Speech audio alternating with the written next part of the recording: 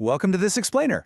Today we're unpacking the absolutely fascinating world of chip probing and looking at exactly how engineers turn literal mountains of test data into business-saving decisions.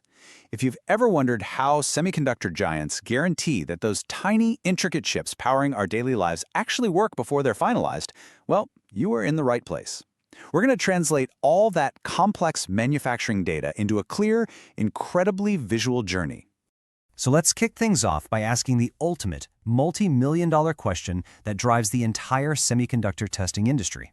How do we find a bad chip before it costs us money? Because, think about it, once a faulty chip is packaged into its final plastic or ceramic casing, all the money spent on that packaging is completely 100% wasted.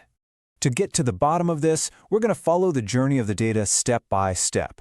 We'll start with a quick introduction to chip probing, figure out how to manage the massive test data it generates, see how we visualize that with Wafer Maps, dive into the intense back-end business stakes, and finally, connect the front and back ends together.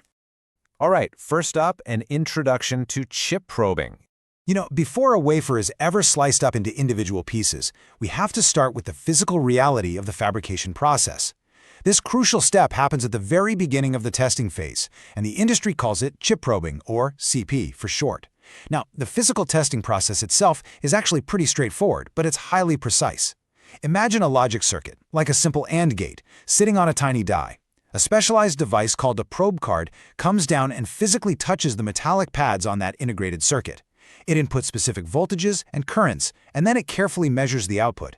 If the chip is designed for high-frequency signals or heavy memory workloads, the probe is checking those exact parameters. And if a die fails, it gets virtually inked, basically marked as a bad die, so that when the wafer is sawed up later, that broken chip goes straight to the trash instead of the expensive packaging phase. Which brings us right to our second point, managing all that massive test data. Because, wow, that simple physical touch we just talked about instantly turns into an absolute explosion of information. Let's do some quick math to wrap our heads around the scale here. In modern 12-inch wafer advanced processes, we aren't just testing one or two things. We're testing hundreds, sometimes tens of thousands of parameters on a single chip. If you have just one wafer with 1,000 dies on it, and each of those dies requires 1,000 different test parameters, from leakage voltage to critical current, you instantly generate 1 million data points. 1 million! And remember, that's just for one single wafer. A typical production lot actually contains 25 wafers. All of those millions of data points are saved into what the industry calls a data log. For complex CPUs or GPUs, the results from just one testing sequence can easily balloon into files that are hundreds of gigabytes or even terabytes in size. Now, in its absolute simplest form, you could view this data as a CSV file, just a giant comma-separated list of parameters that you could technically open in Excel. Though let's be real, a file that big would instantly crash your computer. So, since your standard spreadsheet absolutely won't cut it, pros use a much more robust system called STDF, or Standard Test Data Format. This is not your average text file. It's a highly specialized, structured format that securely holds headers, exact part coordinates for the wafer, and complex parameter summaries. You actually need specialized software drivers just to read the thing. Frankly, if you walk into a semiconductor testing facility and don't know what a data log or an STDF file is, you're going to have a very hard time following the conversation. Okay, moving on to part 3. How do engineers actually make sense of this by visualizing it with Wafer Maps?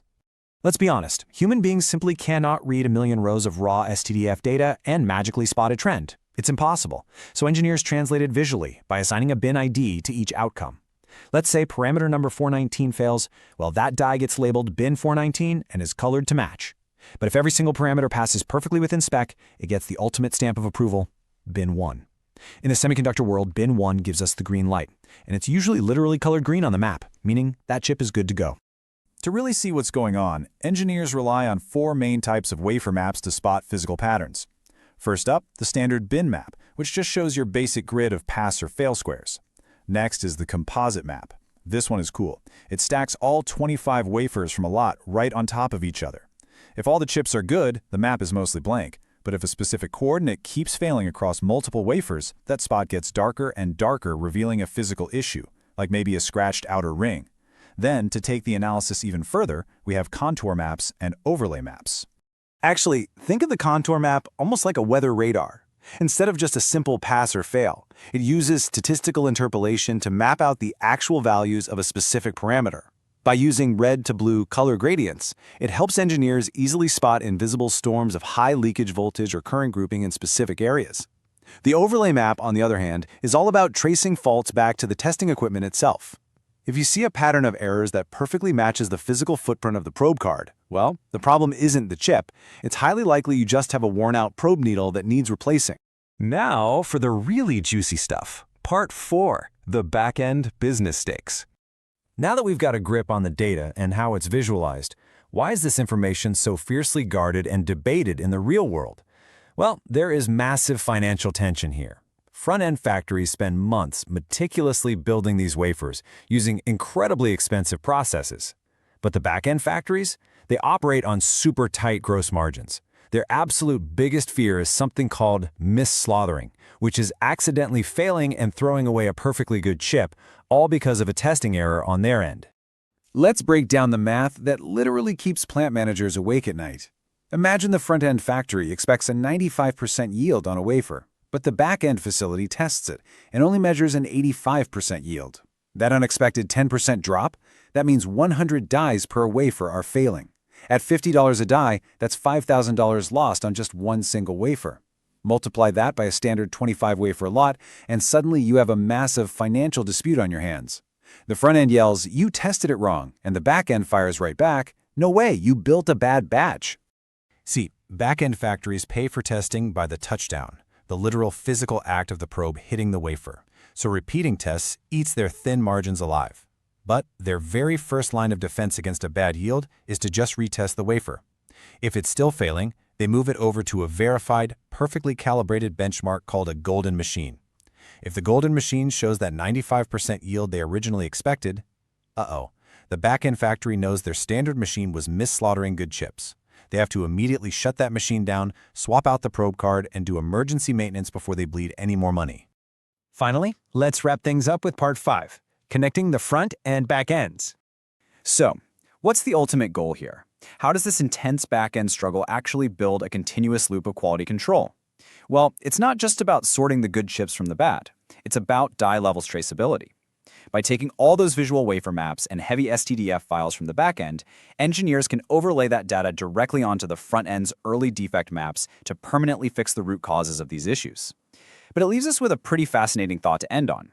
If a single uncalibrated testing machine can instantly cost a company thousands of dollars in a matter of seconds, how much more optimization is still hiding inside the millions of data points we aren't even tracking yet?